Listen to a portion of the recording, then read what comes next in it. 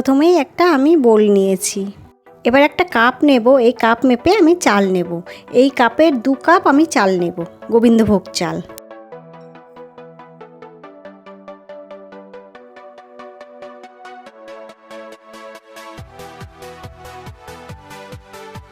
এখন চালটাকে ভালো করে জল দিয়ে ধুয়ে পরিষ্কার করে নেব।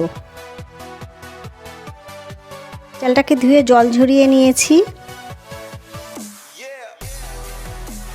এবার এর মধ্যে দিয়ে দেব গোটা গরম মশলা, দেব 2 চামচ ঘি,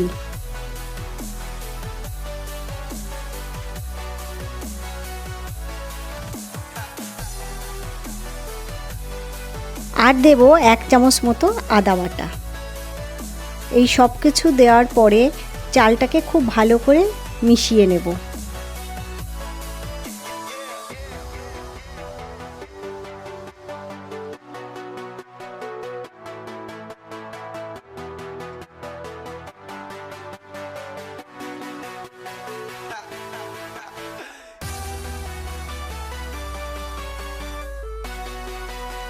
খুব ভালো করে মিশিয়ে নিয়েছি। এবার এটাকে ঢাকা দিয়ে 1 ঘন্টা রেখে দেব। এখানে আমি জলটা মেপে নেব। এই কাপেরই 2 কাপ চাল দিয়েছি, আমি 4 কাপ জল দেব। জলটাকে মেপে নিয়ে এটাকে ফুটিয়ে নিতে হবে জলটা।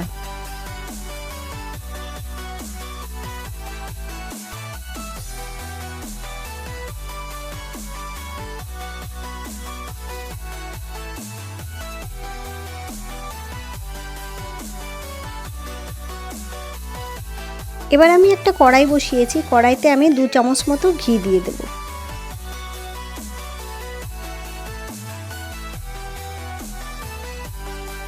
ঘি গরম হয়ে গেছে, এর মধ্যে দিয়ে দেব তেজপাতা আর গোটা গরম মশলা। এগুলো একটু ভেজে নেব। ভেজে নেওয়ার পরে চালটাকে দিয়ে দেব, দিয়ে খুব ভালো করে ভেজে নিতে হবে সিম আঁচে। গ্যাসের ফ্লেম এই সময় সিমে রাখতে হবে। 5 মিনিট চালটাকে ভেজে নেব।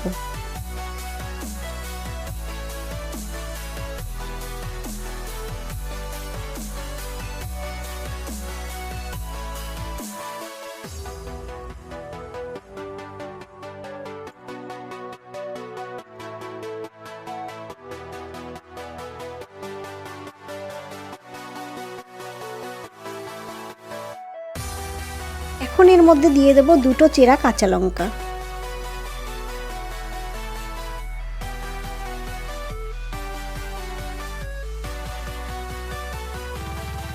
দিয়ে খুব ভালো করে চালটাকে ভেজে নেব।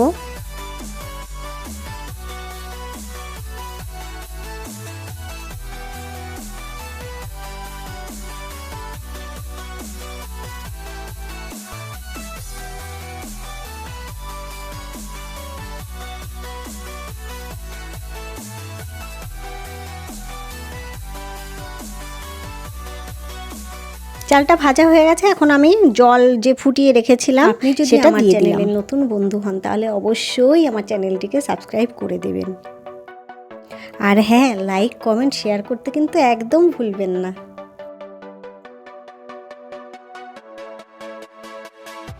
এখন আমি একটুখানি জলের মধ্যে হলুদ গুলিয়ে রেখেছিলাম, এটা দিয়ে দিলাম। হলুদ জলে গুলে দিলে কালারটা খুব সুন্দর আসে, তাই জন্য আমি জলে গুলে দিলাম। এবার দেবো 1 চামচ মতো গোলাপ জল।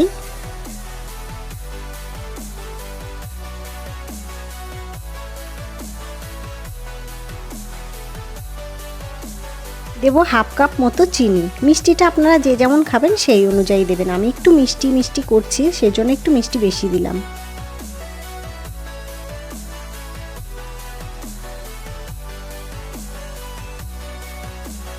দেবো 1/2 চামচ মতো লবণ।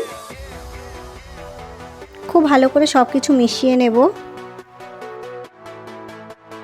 এবার আমি এটাকে ঢাকা দিয়ে 15 মিনিট গ্যাসের ফ্লেমটা সিম আঁচে রেখে দেব। 15 মিনিট হয়ে গেছে, দেখুন ওপরে একটুও জল দেখা যাচ্ছে না।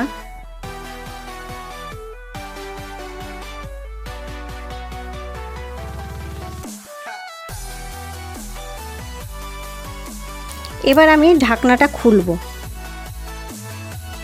এখন আমি কাজু কিশমিশ অল্প একটু ঘিয়ের সঙ্গে মাখিয়ে রেখেছিলাম, ওটা উপর দিয়ে দিলাম।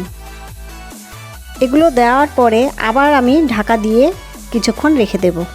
কাজু তো সবসময় ভেজে দেন, এইভাবে দিয়ে দেখবেন, খেতে খুব ভালো লাগে। হয়ে গেছে, আমি এবার ঢাকনাটা খুলে দেখিয়ে দিচ্ছি কত সুন্দর ঝরঝরে হয়ে গেছে পোলাওটা। এই দেখুন কি সুন্দর ঝরঝরে হয়েছে। এটা যত ঠান্ডা হবে আরও ঝরঝরে হয়ে যাবে, আর খেতেও অসাধারণ হয়। এইভাবে করে দেখবেন, ভীষণ ভালো লাগে। আমার ভিডিওটি দেখার জন্য আপনাদেরকে অসংখ্য ধন্যবাদ।